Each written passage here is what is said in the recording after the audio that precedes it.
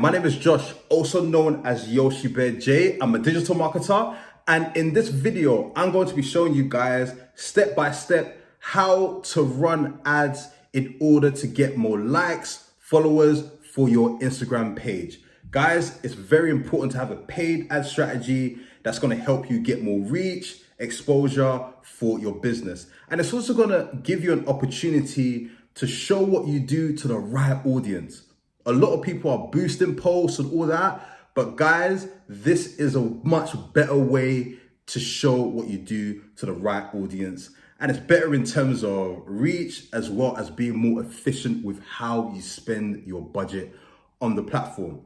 So guys, before I get into this, make sure that you like and subscribe, and also click the link in the description, as I've got like free resources and free stuff for you to basically use to help you with your Facebook and Instagram ads.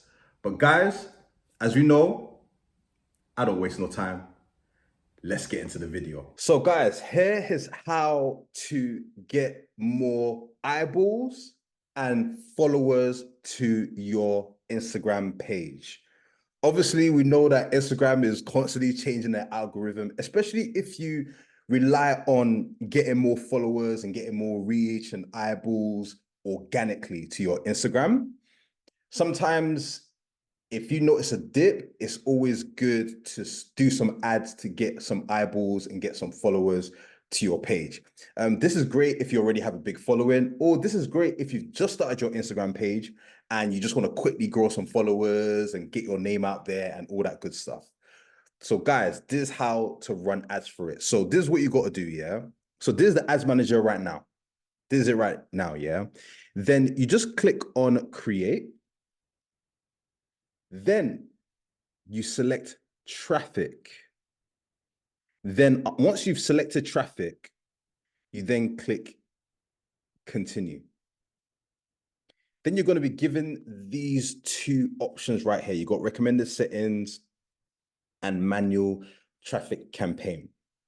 So what I would suggest is you want to select manual traffic campaign and then click continue. Now, once you've got here, all you got to do is scroll down. You can turn on advantage campaign budget if you want. You could do it. You could either turn it on like this and you can put your budget here, or you can put your budget at the ad set level, right? So if you want to put your budget at the ad set level, all you got to do is turn this off, then go to the ad set level and then scroll down, and then you can put the budget here. It's totally up to you how you want to do it. You can pretty much do it at the budget at the campaign level or the ad set level. The main difference really is that at the campaign level, you're giving Facebook more control on how to distribute the budget. Whereas if you do it at the ad set level, you're in control of that. So you're basically saying, hey, Facebook, only spend this amount a day on this particular audience. Yeah. So let's say we want to do at the ad set budget. Then we go up here. And right here, you want to select Instagram profile. You want to select Instagram profile because that's what we want. We want people to visit our Instagram profile and maybe even have a look around, engage with our post, or even follow us, right? And as you can see here, the performance goal is maximize number of Instagram profile visits. So once you've chosen Instagram profile, you want to select this, go to performance goal, and you want to make sure this is selected, maximize number of Instagram profile visits. Then once you've done that, you just come down. Then you want to select this, switch to original audience options, and then click use original audience. This is so you have more control on who you want to target in order to bring them to your profile. So if you want certain types of people come into your Instagram profile, this is basically where you select them and you choose them. Another thing I wanted to also mention is that make sure you look at your Instagram insights. Look at your Instagram insights, guys. Look at the age groups of people that are already interacting with your Instagram profile. Look at the gender of people that are already interacting with your Instagram profile and use those as guardrails in terms of choosing your targeting.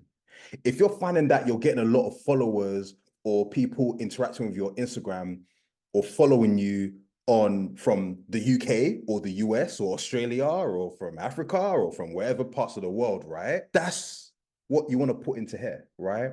So you can get more of those people interacting with you.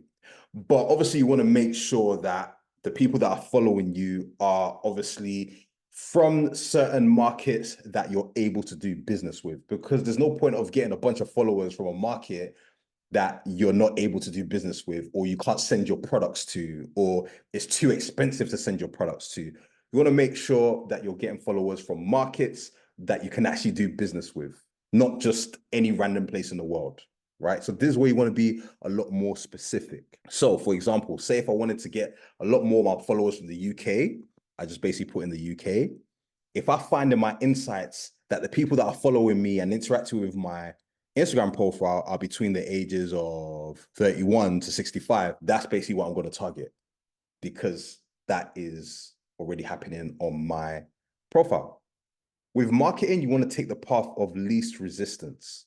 That's all marketing does. Marketing is about testing and seeing what is already working and just putting more budget onto it. That's it. Too many people overcomplicate it, but that's really all it is. So if my age group on that interacting with my post is 31 to 65, that's what I'm going to target here.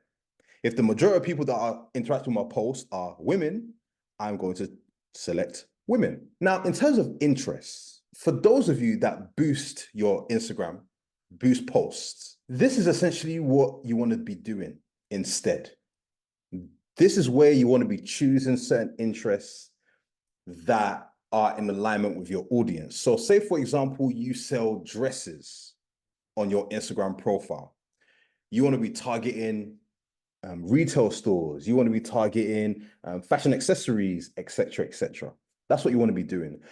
And the main thing with your targeting, you want to be a lot more broad with it, right? You don't want to be too specific. You want to be a lot more broad with your interest targeting. And also, if you're trying to get more followers, say you have a pizza restaurant, but you want to get more followers in your local area, that's what you want to do. You want to select, edit, and then obviously put in the area or the city or the town that your restaurant is in.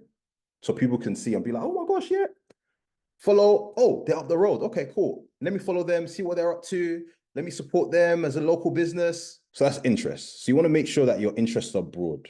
So if I'm selling dresses, I want to make sure that I'm putting in dresses. Because when people talk about broad targeting, people always assume that you just don't put anything in here, right?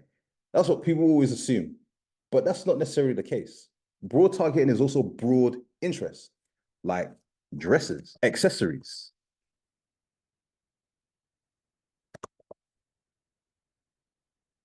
These are broad interests. Look at the size of those audiences. Huge, huge audiences. That's broad. That's also broad. So broad isn't just you put nothing in these are targeting, but broad is also going broad with your interests, not niche with your interests. So I just wanted you guys to understand, like, both are right, but there's also another option to take when it comes to your targeting. Now, once you've done that and you selected your audience, what you've got to do is scroll down, and then what you can do, you can click edit and then click manual placement. So if you want to just get Instagram, it's already going to be ticked for you. As you can see here, it's already ticked right here. But I just tend to just leave this alone usually. Then once you've done that, you put in all your targeting and all that good stuff. All you got to do is click next. Now, what's going to happen is that you're going to come to the ad level. Now, here is basically where you put your image, your video, and all that good stuff. And then your call to action is already going to be selected, which is visit Instagram profile. So when your ad is running, that is basically what people are going to be seeing. It's going to be your picture, image, and then on the bottom, it's going to say visit Instagram profile. So people will see it and be like, oh, wow, click on it and then go to your profile, and they can decide if they want to follow, engage, and all that good stuff. Now, in terms of creative, you want to make sure that you're using pictures and videos that already are proven. So if you've got a picture or video or Instagram reel that's doing really well, getting a lot of views, getting a lot of likes, comments, because we always forget that, okay, we've got likes, we've got shares and stuff, saves, but comments is also a very strong indicator because it's making people, writing a comment takes way more effort. So if you're able to create an image or video that makes people to actually leave a comment, positive or negative, leaving a comment is a much more of a commitment. It's a much more of a commitment because now this person's using their brain to interact with your content. So yeah, look at the likes, look at all that stuff, but also look at the comments, because what's going to happen is that when you start running ads behind it and someone puts a negative comment, then someone else will see that negative comment and be like, wait a minute, no, I disagree with this. And you know what's going to happen? That's more engagement. And then the algorithm will push your ad more. So make sure to keep that in mind when choosing your creative. And once you've done that, all you got to do is click publish and you're good to go. That's it. Make sure that you test different audiences, test different creatives in order to see which ones perform the best. Also, another thing as well is that before you run this campaign, make sure that your Instagram profile is already optimized, because you don't want to drive traffic to an Instagram page that doesn't have that many pictures and videos on it, or doesn't have a really good bio, or doesn't have good highlights or anything like that. You want to make sure that when people go on there, they get a good idea of what you're about, what your business is about. And because really it's all about building up trust. That's all it is. Your Instagram profile is essentially your portfolio. It's basically a way for you to be like, hey guys, this is what we do. This is why you should do business with us. This is why I think you should trust us, etc. And then it's up to the person to follow you, engage, and all that good stuff. Yeah. So guys, make sure that you do this as part of your marketing strategy. But as usual, guys, I'll be coming back with more marketing tips to help you guys. Take care.